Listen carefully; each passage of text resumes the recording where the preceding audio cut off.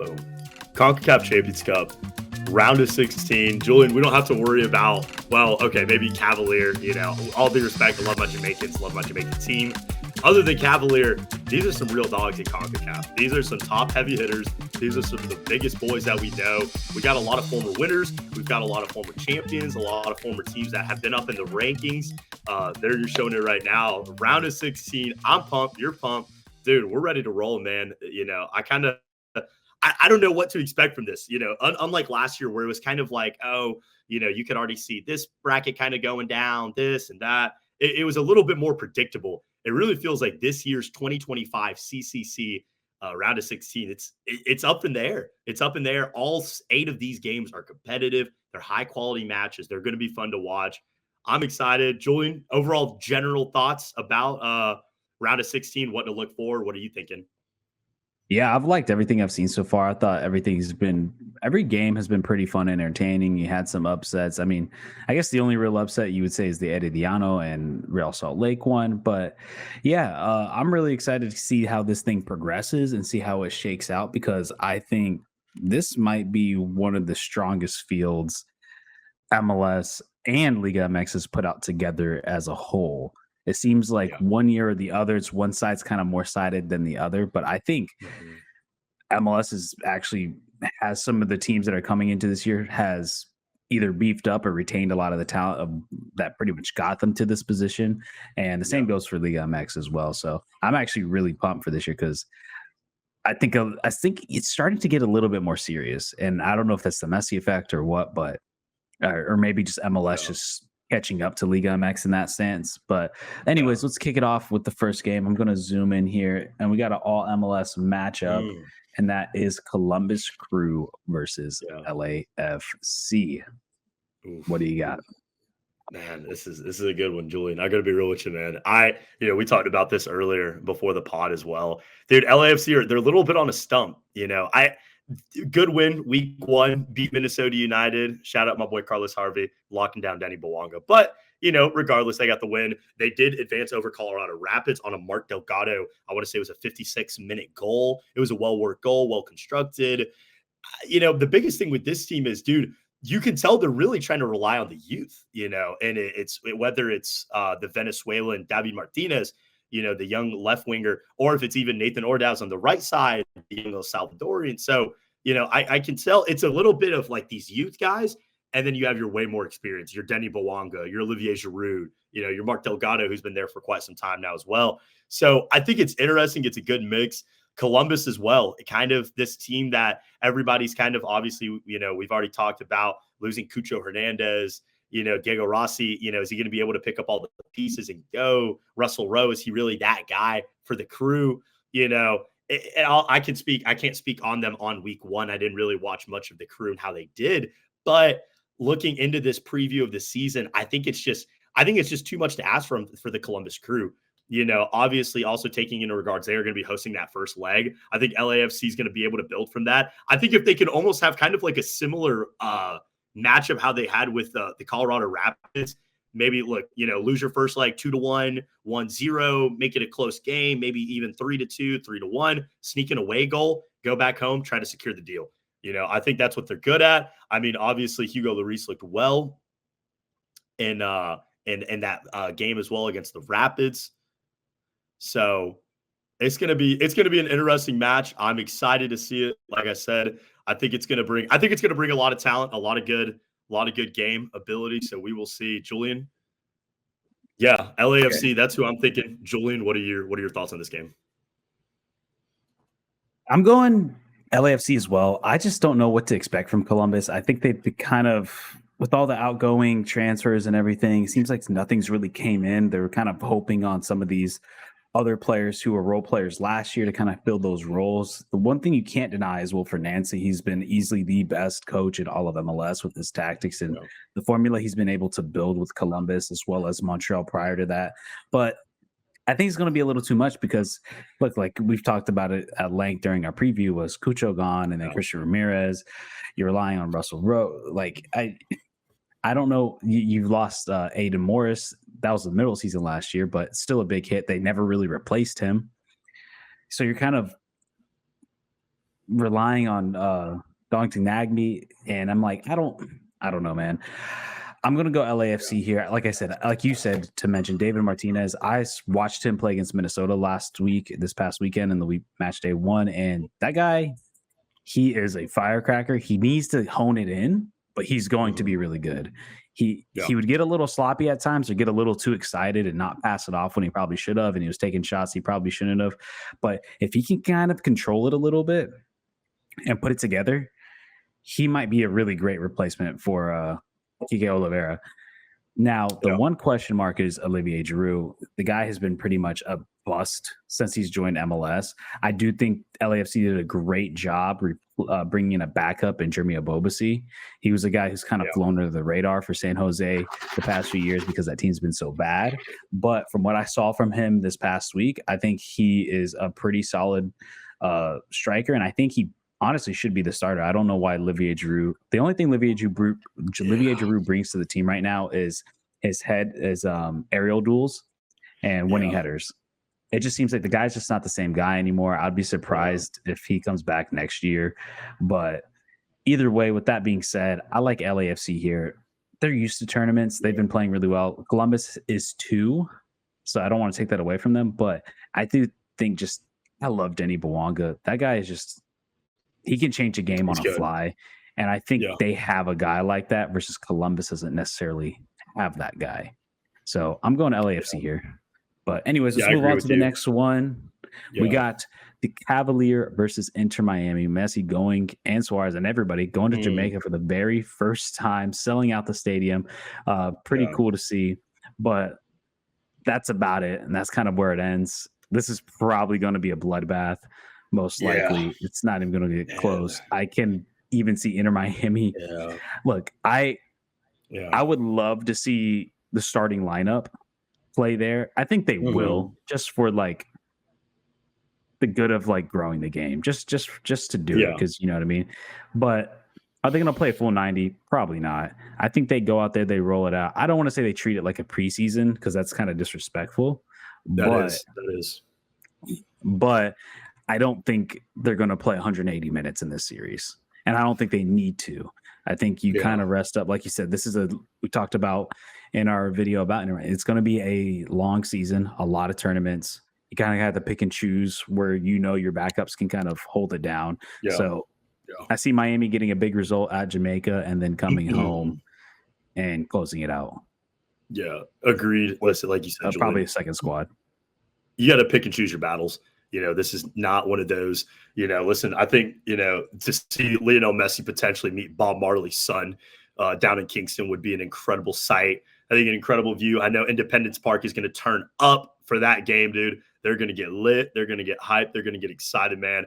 I'm excited for it. Like you said, the beautiful game. It's coming down to Jamaica. It's always been there. The beautiful game's always been in Jamaica. It's always been in the Caribbean. Now they're going to finally see Lionel Messi in Independence Park. So I think that's incredible. Not only for Inter Miami, but for all of Cavalier and all the Jamaican League. All seriousness, though, no jokes aside, I think this is an opportunity, though, for Cavalier. This is an opportunity. I want to throw. Sorry to cut you off. But I do want to throw this out here just so we know. Miami host first. Cavalier has a second leg, and same goes for. So the bottom team hosts first. So we know. Okay, that is interesting. Okay, all right. Did not know that changed my. I wanted to throw that out there before you continue. Yeah. Anyways, saying though, like we were talking about, like, dude, I think this is an opportunity. Like, very similar to my guys in Sporting San Miguelito. Now that was a preseason game. That was almost like an opportunity, essentially. And even some guys took advantage of it. Adon Hendrick scored the only goal for us in that game. People are raving about him on the internet. People are talking about him, this and that. People in Panama are like, oh my gosh, this guy scored against Messi, this kid. I think it's almost in the kind of a virtually identical same way for Cavalier. They need to take advantage of it. I think, listen, honestly, this is the top team in Jamaica. This is the top club. They've competed before already in these CONCACAF Champions Cups. Obviously, Inter Miami, I've got them going on. I think they'll be able to have a smooth sailing. But I would just say, though, Cavalier, take advantage of your opportunities, take advantage and really showcase to the world what you guys can do. But anyways, though, let's go ahead and move to the bottom half of the bracket, Julian. And I will say super quickly, I would be Now I'm kind of wondering if he actually does play, but I think they will. Yeah, yeah. Anyways, though, Monterrey, Yeah. Vancouver Whitecaps. That game last night, Julian, touch on that real quick. I know we both saw it. Saprissa, listen, man, why is Kendall Watson playing at the 9? I don't understand that. I don't get it. It doesn't make sense to me. Vancouver end up advancing, though. Brian White gets the double goals and win the leg series 3-2. Does Vancouver stand a chance now against Monterrey, or is this just done? They're cooked. No, I think Vancouver's done. This is a Vancouver team I wasn't super high on going into the season. And let's face it, this is a Vancouver team that didn't really look that good against Saprissa the first 2 legs. There's arguably, and I think for both teams' sake, like, for example, there's chances where Vancouver could have put the game away like early, but then their Saprissa had like 3 or 4 like really solid chances. They should have. I mean, Kendall Watson hit the post. No, they hit the post twice. Kendall Watson had banged one in like the final minute. I mean, it rattled the post.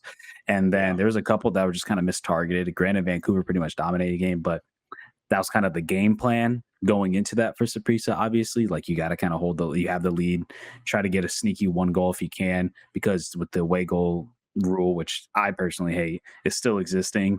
So yeah, I mean, we got to call a spade a spade. At the end of the day, they did beat a Portland team down 10 men. And then they kind of didn't look that great against Saprissa. I mean, it took Brian White to have some really good moments to kind of put it away. But I think Monterrey is just going to be too much for them. I'm curious, is this going to be the first time? Are we going to see some Ramos action? Is he going to play? I'm ready. I think he will. I'm excited to see, because I don't think he played. He didn't play against Forge at all. So no, I'm excited to see him, I guess, play some MLS minutes without actually being a MLS player. So that's pretty cool. Probably his first time playing in Canada. So, yeah, Monterrey is one of those teams for me. I think they're going to their semifinal run waiting to happen. But yeah. Sergio Ramos hat trick incoming, Julian. I don't know if that is that a potential. Can we see that? I don't know. Brian White getting into a fist fight with Ramos. Ramos is probably winning that battle. I agree with you, dude. I think Vancouver's cooked, man. Listen, let's be real. We saw that game. You saw that game. I saw that game. You guys saw that game. Vancouver yes, they dominated in the sense of Ali Ahmed could have scored 3 goals. I mean, Jaden Nelson, I love Fidel Escobar. He's my boy. But, dude, Jaden Nelson picked his pieces with him, man. He said, I want to go this way. You're going to go that way. I mean, he looked like a wizard on the field, dude. I mean, he's telling him to go there, Expelliarmus, run around, do this and that. it was all over the place for Saprissa. You have to be honest. Listen, Kendall Watson, like we said, why I don't get that. I understand that's cool. It can be a meme. It's at the end of a game, Kendall Watson, the height, the aerial duel, his ability to win the ball in the air, his ability to have his back towards the goal and to be able to turn and make a good pass. Yeah, I agree. He can do that stuff. Maybe you want to do that in 9 minutes of at a time. But why the fuck are you doing that in the minute 1? I don't get it. Listen, Saprissa, I think they kind of just sold themselves from the gun. Listen, this team they got a lot of rebuilding to do. That's a whole nother topic for another day. Regards, though, Monterrey is cooking Vancouver. I think it's not even close. I just think, like you said, I think Sergio Canales, obviously the young Argentine striker, forgetting his name right now, but he has been on fire as well the past couple of seasons with them for Monterrey. I think it's just a tough place to play. And listen, man, I'm going to be real. I think Ali Ahmed, Jaden Nelson, Brian White, Gold, all those guys, they realized that they had opportunities not taken against Saprissa. Well, you can't do that shit with Monterrey. They're going to find out and realize really fast. If you miss your opportunities, you're going to regret it. It's going to suck. But in regards to speaking for them, GG's to Vancouver. Also, I just want to mention real quick, what is BC play? What is that fan base? I mean, dude, listen, I get it. It's a Thursday night, Vancouver, Canada. Maybe you got something better to do. Maybe you don't. I don't know. But, dude, that was poor. That was very poor. I mean, it's an MLS problem. I think because I don't know. It's a season ticket thing. I don't think Concacaf necessarily promotes it well, but that's a video for another time. Yeah. But let's get into the next one. We got Alajuelense versus Pumas. This one's going to be kind of interesting. I'll let you take it away from the Puma side and give me some insight here. Well, big insight this week. Pumas fired their head coach.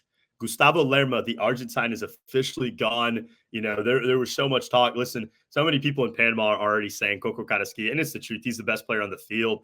And the thing is, we all realized that, we all understood that. But, a lot of us kind of thought, well, Memote Martinez could kind of help work with him. And, you could have other guys. There's a young Colombian on the field who plays the CDM role behind Coco. And, you could maybe see these guys kind of gel.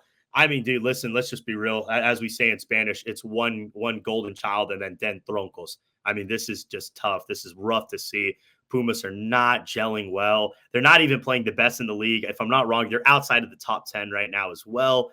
They just got their butts absolutely whooped by Tijuana. Speaking about Jamaica, Shamar Nicholson said, boom on you guys. I'm going to drop a little brace real quick. So I think it's Pumas they're going through a tough spell right now. They started the league okay, decent. They've got past Calvary, but that was so unconvincing. That was so poor. Even Coco, I love him. He's my boy. Didn't look the best in that second leg. Didn't even play the first leg, But I think the biggest thing is trust Coco on the ball. If they can really put it away, I'm going to say this right now for the gun. I think they're going to be Alajuelense. I think Alajuelense bring a lot to the table. Great team, competitive. But I think Pumas is just going to be able to show enough and be able to show out in this game. Alajuelense, I think the biggest thing is what they need to learn is from last season, don't get your ass whooped in that first leg like they did last year against Revolution. Same kind of similar concept here. I think Pumas, I don't think it's going to be a 4-0 slashing. I could see a 3-1, a 2-0, maybe even a 3-0. But I think Pumas have enough. I think without now firing their head coach, Gustavo Lermo, who was holding this team back. I mean, his tactics were atrocious. So we'll see. I don't really know the new head coach. We'll see how he works in and he gels, but I got Pumas rolling. Julian, what are your thoughts? Yeah, I mean, anytime you fire a head coach, it's always a team that you got to worry the next week because that always seems to rattle a team no matter what sport it is. It just seems like when you fire that guy and things kind of get shaken up, it usually benefits the team a lot of time. So that's where Alajuelense needs to kind of hold it together and be strong. Now, this is a team that's mixed with veterans and youth, which I kind of like this mix what Alajuelense has right now. The only thing that worries about me is necessarily the attack. I like the midfield as well as the defense. Like you said, though, if they can hold down that first leg, because the first leg is going to be at Pumas, I think they have a really solid chance to make it close, to make it really close. I don't know if they necessarily win it. I don't think they have enough oomph to necessarily win it. What I think their best thing that they need to have here is get a good performance, especially for some of these young guys. These are your chance to really prove yourself. Guys like Alejandro Bran, guys like Santiago Verputten, like these are guys, or Van Putten, like these are guys that have to like step up and do. And then obviously you still have Celso Borges who's there, which I mean, I don't know how much you can get him. You're going to see the battle of him and Coco Carrasquilla in the midfield, but tear his ass apart.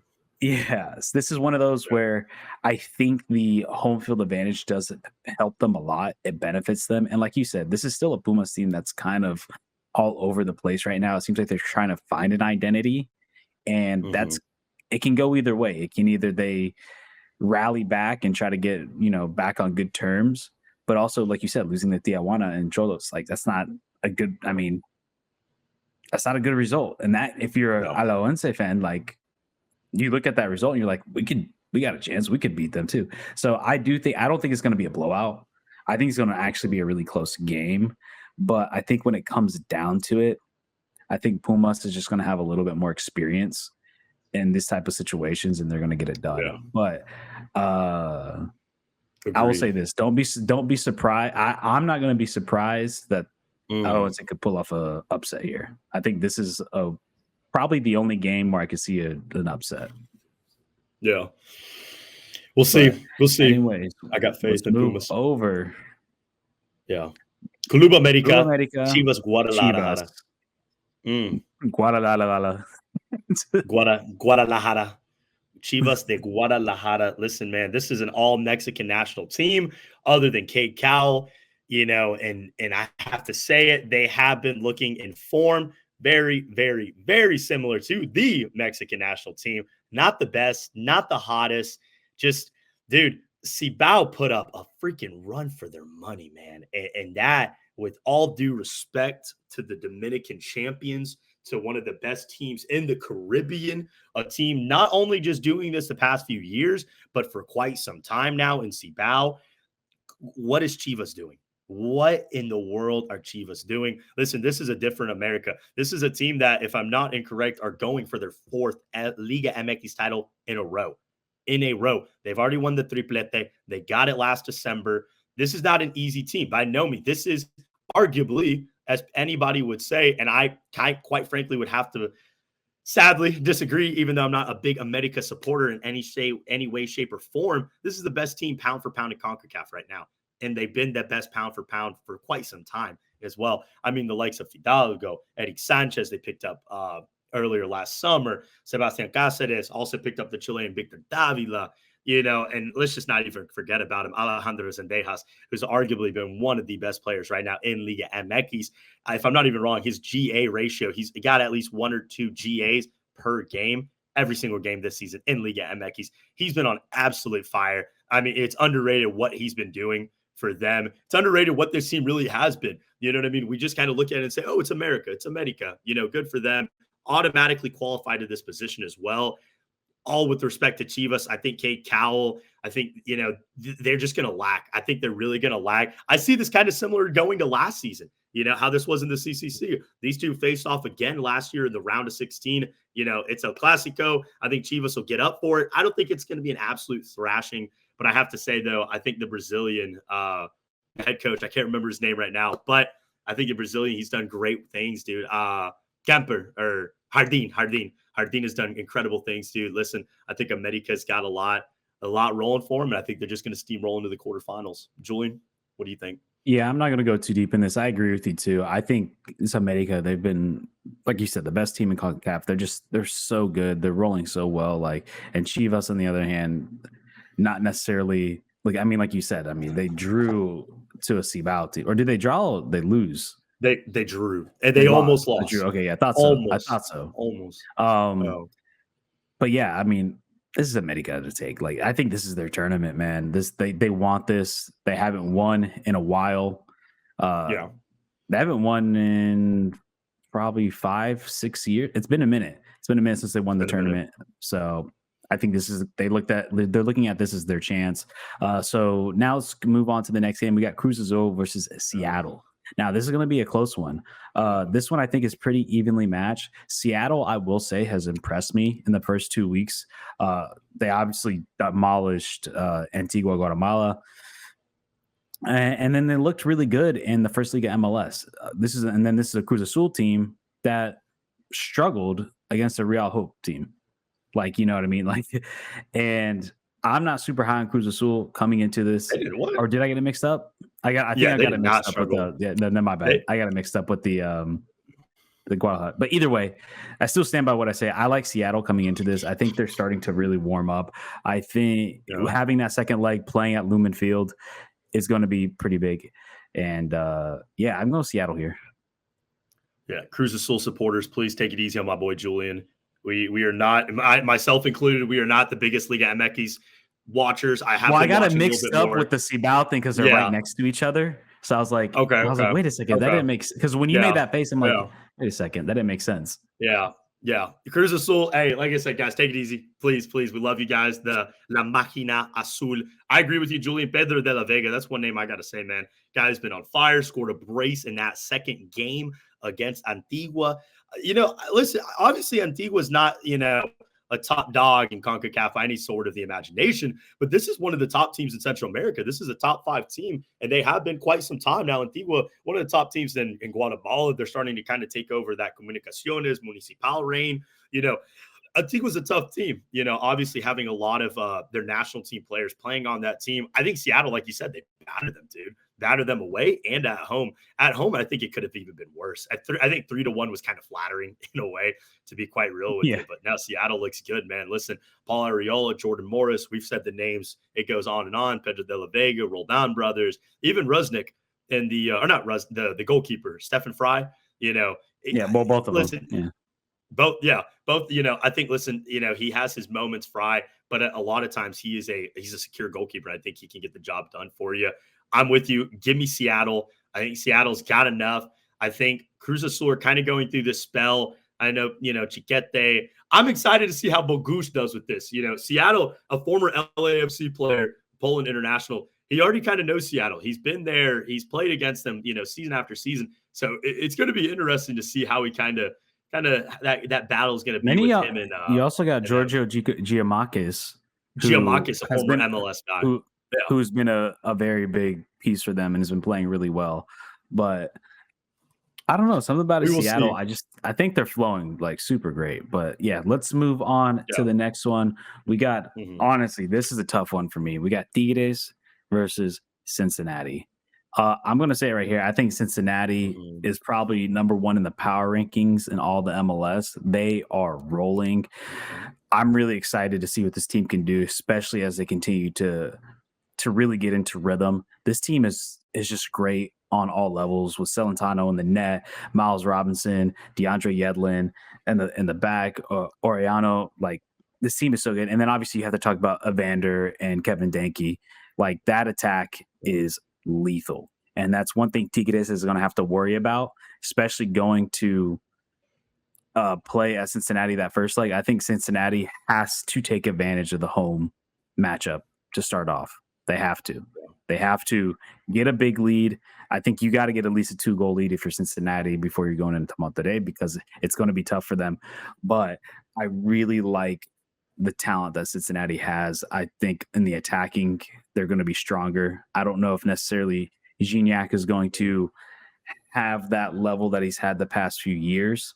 But yeah, who do you think here?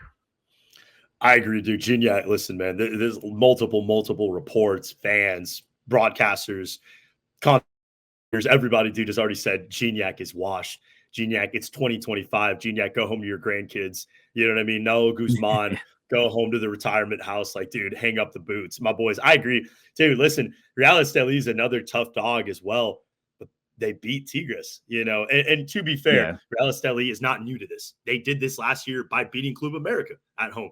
So in Tigres' perspective, it's like, okay, we see it, currently in Liga MX, not the best form. They are currently in the top 10, if I'm not wrong. I believe they're 5th or 6th. They're around there. So doing the job, but at the same time, just looking rough. Lost to Juarez over the weekend. Shout out my boy Puma Luis Rodriguez in that game. But they're they're hit or miss, Tigres. They remind me a lot. I can't lie to you. If they're the essential, they're like the LAFC of Liga MX in my sense, kind of like, not right now, not hit or miss, but they're one of those, they're a top team, they're a top dog, what they bring to the table, but it's going to be kind of what type of team, Cordoba at moments has confident this time around. Yeah. And you have Cordoba, guys like that can shine and show off. And Julian, we know this guy all too well, Diego Linus as well. He's a guy that can bring the heat, but there's also moments he goes on the field and it's like, why do we have this, this little baby boy on the field? It's like, what is this little kid doing? So it's very like hit or miss with them. I agree with you. You've already said the names: Evander, Miles Robinson in the back, Roman in the goalkeeping, and obviously Kevin Danke, man. I mean, dude, listen, we knew the quality he was going to bring to this league. We knew the quality that he was going to bring to this team, but it is beautiful. I think that he already has 3 goals. Love him. He's already got 3 goals, dude. He got, if I'm not wrong, a brace in Motagua down in Honduras, which that is not easy to do, just to pick up a brace on the away leg. So I think absolute shout out. Kevin Danke has been incredible. I think he's going to be awesome. The Evander shout as well. I'm with you. You know what I mean? I'm going to say this. A month ago, we see this matchup. I got Tigres. I think Tigres are too much. I think they've been in this position. Give me Cincinnati. Give me Kevin Danke. Give me Evander. I'm with you, Julian. That's who I'm thinking. Last matchup, though. Speaking of your final boys, Herediano, Costa Rica. This is big. All of the nation is behind you guys. Elias Aguilar standing up, waving the flag, representing CR, baby. Ticos. I'm going to say up straight. Listen, dude, no Ricky Pooch is going to hurt. It's going to hurt LA Galaxy a lot. You know what? On this podcast or live at this moment. Oh, God. I'm calling it Herediano.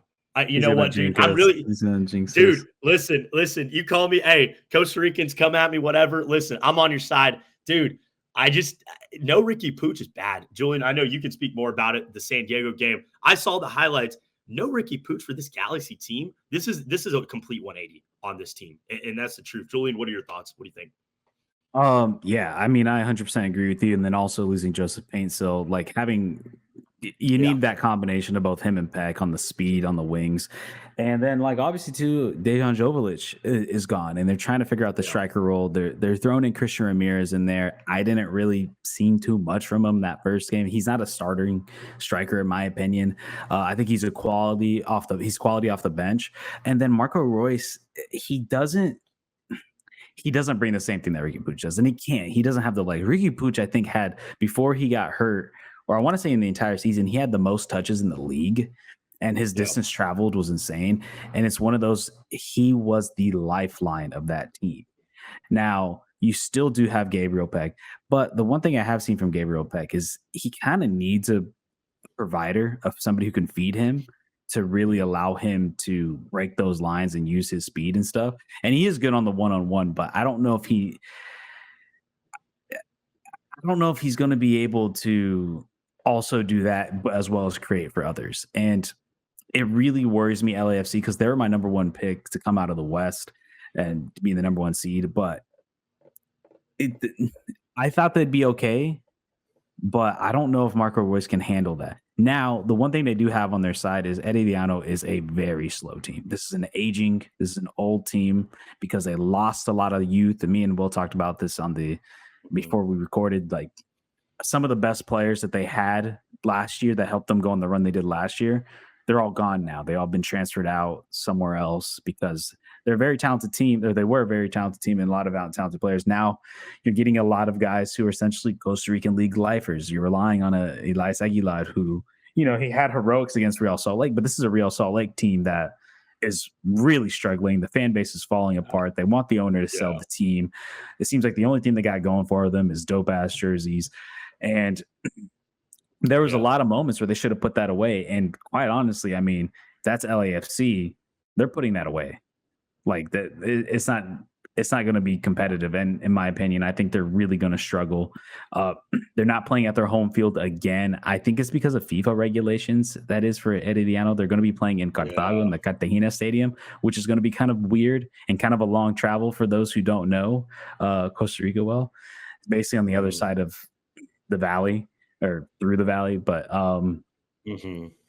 yeah, man, as much as I would love to see them pull it off. Now, the one advantage they do have is if you can pull off the same result you did against Salt Lake, where you hold a 0-0 at home. That's not bad. That is good. You hold it down if possible, and you rely on the fact that LA Galaxy is still trying to figure things out without their star players and hope that they still and score early if you can. But I'm going to have to go LA here. As much as I like to see Herediano, I don't think they're necessarily the strongest Costa Rican team. I think Alaoense and Saprissa were better coming into this tournament. I'm kind of surprised they even got the upset. Actually, I did call the upset on Real Salt Lake, I want to say. No, I called the upset for Saprissa on Vancouver. I said Real Salt Lake was going to be Herediano. But with all that being said, I think it's going to end with them. But yeah, those are our predictions for the round of 16 of Concacaf Champions Cup. I'm glad you guys, if you made it this far, we really appreciate it. And if you haven't done so already, please leave a like and subscribe to the channel for more content like this all around Concacaf, whether it be the clubs, international, so on and so forth. And if you're listening on audio, please make sure to leave a rating. And if you want to listen to us on audio, go check that out in the link below. We have links to all our Spotify and Apple Music and everything like that. But yeah, Will, any final thoughts? Yeah, just let's get it going, man. Next week, we're excited, dude. CCC, man. Like you said, Julian, I completely agree with the way you started the podcast out. I think this is one of the most stacked overall rosters that we've seen of teams, the depth, the challenges that they bring, the game quality. I think it's getting more and more exciting. All I do hope, though, is CONCACAF, please get rid of the away goals. Please. That's all we're asking. That's all we're asking. I want two things, man. Get rid of the away goals and give us some sort of, whether it be league phase or group phase. I want something. Yeah. I want league phase personally. I don't know if they're going to do it because it's taking this long to get rid of fucking away goals. And Europe's got rid of that. And I think Libertadores has gotten rid of it too. Yes. And I'm like, why do we still have this? It's so dumb. Why are we behind? CONCACAF it doesn't always mean has anything. to stay behind. So I want some sort of, give me some sort of phase before the knockouts, make the tournament smaller, make the knockouts smaller and just give us like a league or group or something. I want to see more matchups. You know what I mean? I hate that Agreed. teams like Saprissa or the Guatemala, Antigua Guatemala or whatever. I want to see them play each other more. I mean, I think it's good for the benefit of like all of CONCACAF to kind of have, you know, you don't want even like Canada, like Forge and Calgary, like you want these teams to continuously get exposed. If you want to grow the region and you don't want just MLS and Liga MX not being able to compete with anybody else, you got to let them play each other. I mean, but that's a conversation for another day. But anyways, let's we'll see you guys in the next one. Peace out, everybody.